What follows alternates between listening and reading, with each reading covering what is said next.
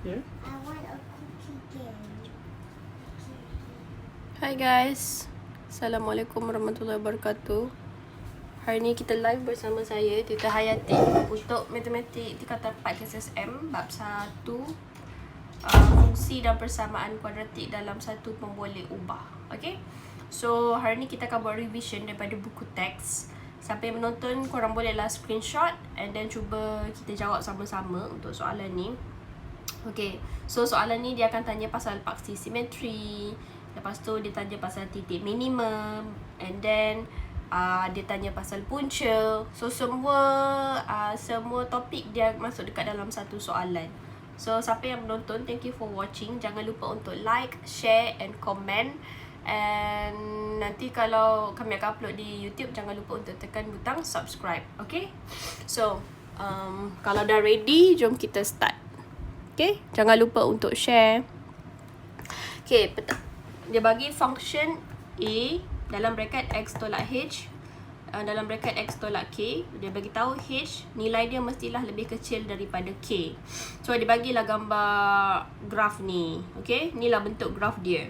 Tapi tak ada nombor pun dalam equation ni, perasan kan? Jadi itu yang kita kena isi, apakah nilai H, apakah nilai K dan apakah nilai A. So clue dekat sini dia cakap nilai H mestilah lebih kecil daripada nilai K. Okay, so apa yang korang kena tahu, kan kalau persamaan kuadratik tu bentuk dia kan macam ni. Bentuk dia macam ni. AX square tambah BX tambah C. Okay, sebenarnya daripada sini kita boleh tahu dia orang punya punca. Okay, dia punya punca tu dekat mana? Okay, so kalau daripada gambar rajah, cuba check yang mana satu punca ialah apabila dia bersentuh dengan paksi X ni. Maksudnya paksi X dia tu nilai sifar. Manakala Y dia yang nilai sifar. So dekat sini, dekat mana point yang mereka bertindih dekat paksi X? Iaitu point dekat sini, 1 dengan point 5. Ini ialah punca dia. So punca bagi persamaan kuadratik ni ialah 1 dengan 5. So dekat sini, kalau kita pecahkan bentuk ni, dia akan jadi A X tolak H dengan X tolak K. So yang dua ni ialah dia punya punca. H dengan K tu ialah punca. Jadi jawapan tu ada dekat dalam gambar rajah. Which is, di antara sekarang yang ada nilai dia ialah 1 dengan 5. So which one which? Tapi dia dah bagi clue. Dia cakap H mestilah lebih kecil daripada K. So dia cakap H mesti lebih kecil daripada K. Bermaksud H tu mestilah nilai dia 1. Sebab 1 lebih kecil daripada 5. Dan K nilai dia ialah 5. So kita automatik lah kita tahu nilai H equal 1. Nilai K, nilai dia ialah 5. Okay, daripada gambar rajah lagi kita boleh dapat jawapan. So kat sini H sama dengan 1, K sama dengan 5. So next step ialah dia cari pula, dia minta kita apakah nilai A. Okay, so sekarang untuk cari nilai A ialah kita kena masukkan balik nilai yang kita dah tahu daripada H dengan K ni. Okay, let's say kita substitute lah. Sekarang kita dah tahu dah Fx kita sama dengan A, X tolak H. H kita ganti dengan nilai 1, X tolak dengan K kita ganti dengan 5. Okay, so inilah second information yang kita dah develop. Okay, next step ialah kita nak cari clue. Okay, clue pun ada dekat dalam gambar rajah. Which is yang dia bagi dekat sini nilai 15. Itu. Bermaksud kita ada satu koordinat yang kita tahu nilai. So dekat sini contohlah kita tengok koordinat dia. So nilai X dia ialah sifar. So nilai X dia ialah sifar sebab dia bertindih dekat Fx kan. Nilai Y dia ialah 15. So ini ialah satu koordinat yang kita boleh guna pakai untuk jawab soalan 3 ni. So sekarang apa kata kita masukkan koordinat ni, kita pinjam koordinat ni dan kita masuk dekat di sini supaya kita boleh cari apakah nilai A. Okay, sekarang kalau kita tengok nilai X kita ialah sifar, nilai Fx kita ialah 15. So kita substitute lah nilai ni ke sini. So Fx kita kan sini kita dah dapat 15. So sini 15 equal A kita tak tahu. So X kita pinjam sini nilai dia sifar. Sifar tolak 1, sifar tolak 5. So kita akan dapat sifar tolak 1 dapat negatif 1. Sifar tolak 5 kita dapat negatif 5. Semua ni kita darabkan sekali. Okay. So kita dapatlah negatif 1 darab negatif 5. Negatif darab negatif kita dapat positif. 1 darab 5 kita dapat 5A equal 15. Sekarang kita nak cari nilai A sahaja. So 15 kita bahagilah 5. So A kita dapat 3. Okay. So bila nak jawab soalan macam ni, bila confused tak tahu, cuba cari clue daripada soalan. Dalam soalan selalunya dia akan bagi clue. So kat sini kita dah jumpa clue dia. Dan dekat sini kita tak tahu clue je kan. So kenapa dia bagi 15 dekat sini? So kita pinjamlah clue 15 ni guna dekat dalam persamaan kuadratik. Okay, so next ialah kita dah jumpa nilai A kita ialah nilai 3. So A kita nilai kita ialah 3. So bila kita dah jumpa 3, so dekat sini kita dapatlah. So kita dah dapatlah function baru kita, iaitu fx sama dengan 3. X tolak 1, X tolak 5. So ini ialah function kita. Next ialah dia tanya apakah paksi simetri. Tentukan nilai paksi simetri. Okey, paksi simetri tu ialah kita nak, bila kita ada gambar rajah, bila kita ada graf, kita nak cari paksi simetri tu bermaksud nilai yang tengah-tengah.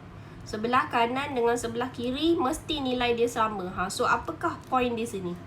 Apakah nilai di sini supaya sebelah kanan sama dengan sebelah kiri? Apakah titik paksi simetri dia? So, yang untuk jawab soalan paksi simetri pun ada clue dekat dalam gambar rajah. So, apa yang kita boleh pinjam ialah, contoh kita gambar rajah ni kan sama.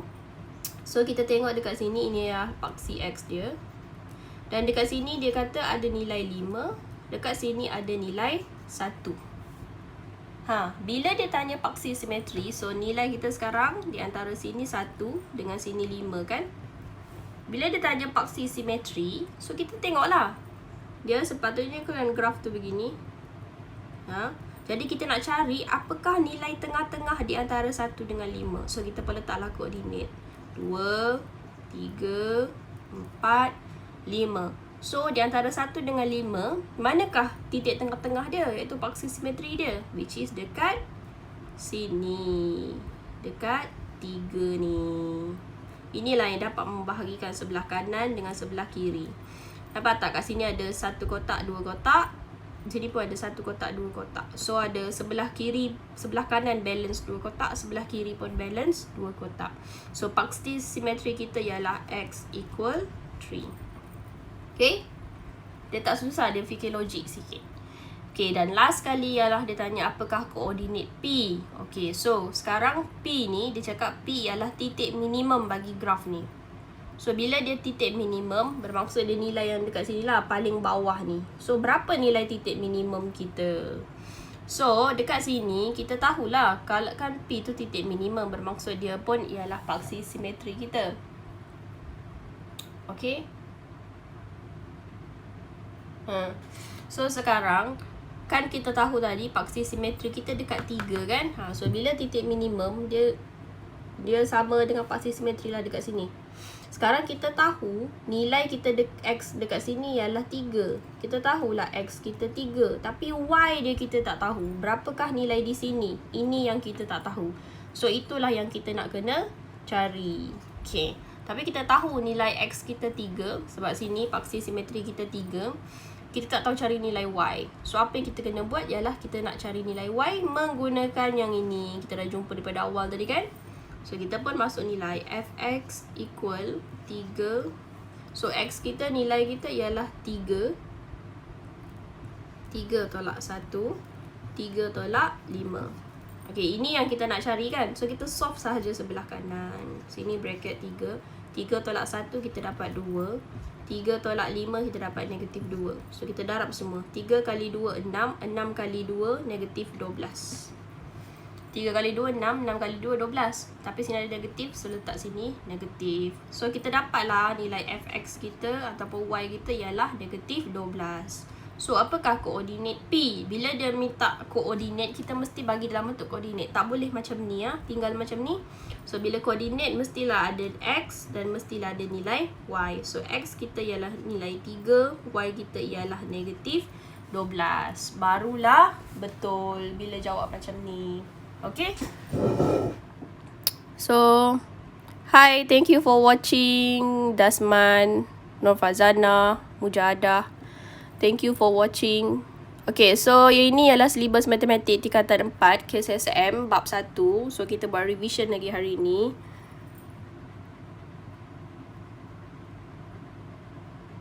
Masih tidak dengar. Okay ke Mazna? So kita live dekat 2 tempat. Satu di IG, satu lagi di FB page. Nanti kami akan upload video ni di YouTube pula. So, ini revision untuk Form 4 KSSM. So, kalau korang perasan, apa yang silibus baru yang dia buat ialah paksi simetri ni. Silibus lama tak ada paksi simetri. Dengan titik minimum, titik maksimum ni. Ini sebenarnya adaptasi daripada ADMATS. Okay, dia bawa masuk ke matematik moden. So, dia pinjam sikit ADMATS punya silibus, dia masuk ke matematik moden. So, dia mungkinlah a bit hard. Tapi sebenarnya clue untuk jawab soalan, tips lah untuk jawab soalan matematik bab 1 ni, dia banyak clue dia daripada graf. So korang kena pandai baca graf, kena pandai identify graf supaya korang boleh guna clue daripada sini untuk jawab soalan-soalan dia.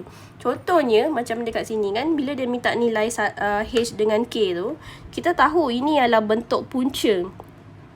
So, bermaksud kita boleh cari nilai H dengan nilai K daripada gambar rajah, iaitu punca dia. Punca tu ialah di mana nilai Y dia tu sifar, X dia tu nilai, ada satu nilai. Contoh dekat sini kan, kan dia bersentuh dekat paksi X, bermaksud nilai Y dia sifar. Tetapi X dia nilai dia ialah 1 dengan 5. So, which of which, dia bagi clue lagi satu, H mestilah lebih kecil daripada K. So, di antara 1 dengan 5, 1 lah yang lagi kecil. Bermaksud H lah yang nilai dia 1. K lah yang nilai dia 5. Okay. So, bila step tu korang dah siap, dia tanya pula apakah nilai A. So, untuk cari nilai A ni, kita kena masukkan balik nilai yang ini ke dalam equation. So, nampak tak? Biasa soalan dia mesti berkait. Daripada atas sini sampai sini, semua berkait. So, pastikan daripada atas sampailah ke bawah mesti betul. Kalau salah, itu yang korang tak dapat jawapan lah. Susah dapat markah. So, dekat sini, kita masukkan dalam equation X tolak 1, X tolak 5. So, A kita, yang itu yang kita nak cari. Tapi dia bagi clue. So, second clue dia dekat sini. Dia tengah bagi kita satu koordinat yang kita boleh guna pakai untuk jawab soalan. So, X kita nilai sifar, Fx kita nilai 15. So, kita substitute lah 15 dekat sini. Solve macam biasa, dapatlah 5A sama dengan 15. So, dapatlah A sama dengan 3. So, kita dapat nilai A sama dengan 3. So, next pula dia tanya paksi simetri. Korang kena faham konsep paksi simetri tu apa. Hai baby Roni.